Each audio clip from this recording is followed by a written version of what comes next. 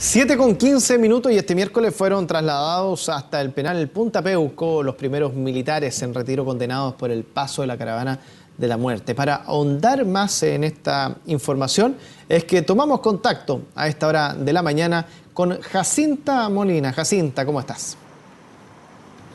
Muy bien, Germán, ¿cómo estás tú? Buenos días. Se trata de 4 o 5 personas, porque no se especificó muy bien durante la jornada de ayer, pero en todo caso los nombres que conocemos hasta el momento de estos ex uniformados que ingresaron ayer al penal Punta Peuco son los 2 coroneles en retiro, Sergio Redondo González y Patricio Ferrer Ducot, y además los oficiales Pablo Martínez Latorre y Luis Polanco Gallardo. Ingresan al penal Punta Peuco, un lugar que ha estado en el foco también del debate porque está al tope de su capacidad, y está la idea y está también cuestionamiento si es que todas las personas que están ahí por delitos relacionados a violaciones a los derechos humanos deben ser trasladados a otros lugares, como por ejemplo ha circulado la idea de Colina 1, una idea que en el Ejecutivo está en evaluación, sin embargo no hay un pronunciamiento claro propiamente tal. Se ha hablado incluso de la idea de que este pronunciamiento podría llegar en mayo, pero lo cierto es que eso en concreto aún no lo hemos sabido. Y estamos con el abogado querellante, en este caso de la caravana de la muerte, Cristian Cruz, a quien le agradecemos que nos acompañe a esta hora de mañana en directo. Abogado, primero para entender lo que sucedió el día de ayer, esta es una causa que ya data desde hace 43 años, porque esto ocurrió en 1973 y se trata de las primeras personas condenadas en la arista Antofagasta del caso Caravana de la Muerte. Si podemos un poco ahondar en lo que ocurrió el día de ayer. Sí, primero que nada, muy buen día. En efecto, ayer se produce por primera vez el ingreso a prisión de algunos de los responsables de la Caravana de la Muerte. Este es uno de los casos. Recordemos que la Caravana de la Muerte abarca desde Puerto Montt, ¿cierto?, hasta el extremo norte del país, y esta es la primera vez que algunos de sus responsables ingresan a prisión, y en este caso específico por lo acaecido en Antofagasta, donde tanto tropa que iba al interior del helicóptero Puma como tropa local deben ingresar a prisión, porque queda absolutamente claro que aquí hay una connivencia, ¿cierto? Hay una absoluta coparticipación entre la tropa local de cada uno de los regimientos como la que iba al interior del helicóptero Puma. Abogado, yo mencionaba el tema de que ellos ingresen al penal Punta Peuco, un lugar que está al tope de su capacidad, eso lo ha dicho hasta Gendarmería, y usted planteaba el día de ayer en la nota que veíamos de nuestro compañero Felipe Leiva anteriormente que esto significaba también una deuda que tiene el gobierno al llevar a estas personas a un lugar que está colapsado prácticamente. ¿Cómo se entiende esto? Bueno, primero que nada, los familiares, los querellantes están en desacuerdo desde un principio, y no solo respecto en esta causa, con los privilegios que tienen los militares en Punta Peuco. Aquí hay dos maneras de ver la situación. Los militares dicen, no, esto está colapsado. No está colapsado, tienen situaciones de privilegio.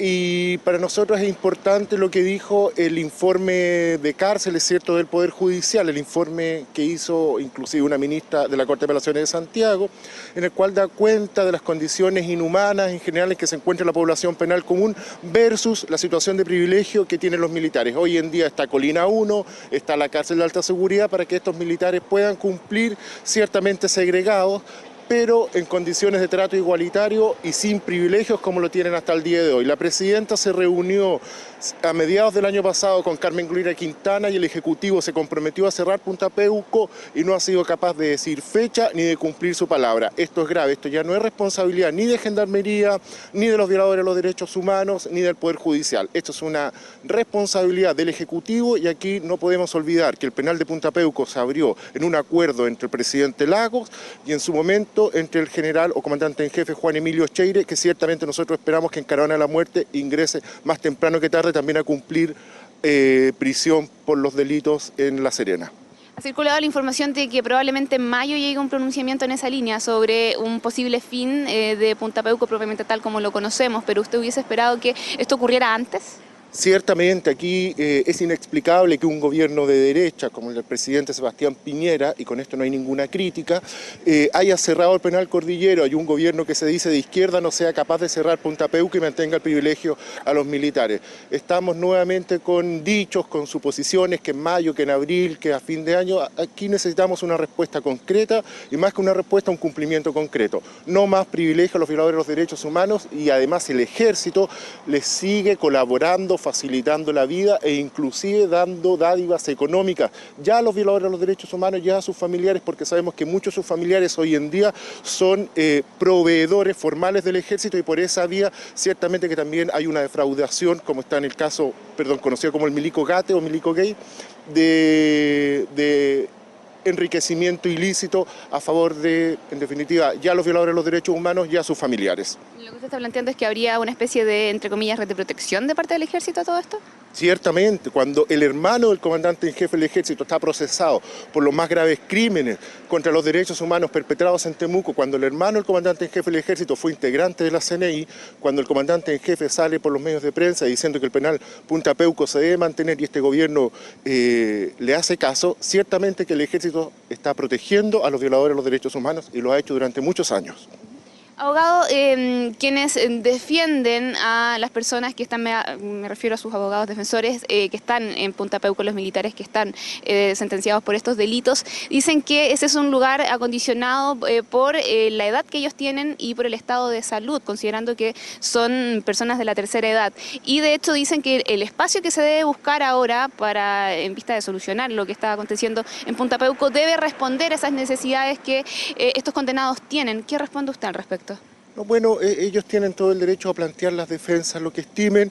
El informe de cárcel del Poder Judicial fue bastante claro, las condiciones son las adecuadas, son las dignas y solamente hubo dos críticas. Punto uno, la lejanía a un centro asistencial de este centro penitenciario, por lo tanto eso se subsana trasladándolos ya a la cárcel de alta seguridad, ya a Colina 1, y lo otro que los reclusos de menor graduación señalaban la dificultad para sus familiares de poder recibir visitas, dado que esto queda alejado, ¿cierto?, de los medios de comunicación o movilización públicos, no los autos particulares, lo cual es una doble discriminación o segregación donde el clasismo nuevamente se siente porque se ven favorecidos en la práctica los oficiales versus los suboficiales.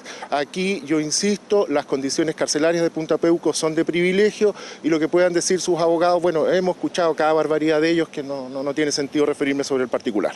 Abogado, muchas gracias por esta conversación con Mañana en Directo. Ahí estaba entonces parte de las redacciones de este hito que sucedió el día de ayer con estas 4 personas sentenciadas por el caso Antofagasta, en el denominado también caso Caravana de la Muerte, en un año que está con expectativas en cuanto a qué pueda decir el Ejecutivo sobre el futuro que va a tener el penal Punta Peuco y también de las personas presas que están ahí por delitos de lesa humanidad, Germán. Claro, y dicen que ya tampoco da para más, que está en su máxima capacidad. Tú lo señalabas, lo de Colina 1, que era una de las alternativas que en algún minuto se estaba barajando. Bueno, eso se va a tener que dilucidar en las próximas semanas, quizás de aquí a marzo, hay algunos que también así lo están indicando. Bueno, veremos qué es lo que ocurre, Jacinta. Nos vemos más adelante. Que estés bien. Así es. Nos vemos. Igualmente, nos vemos. Buenas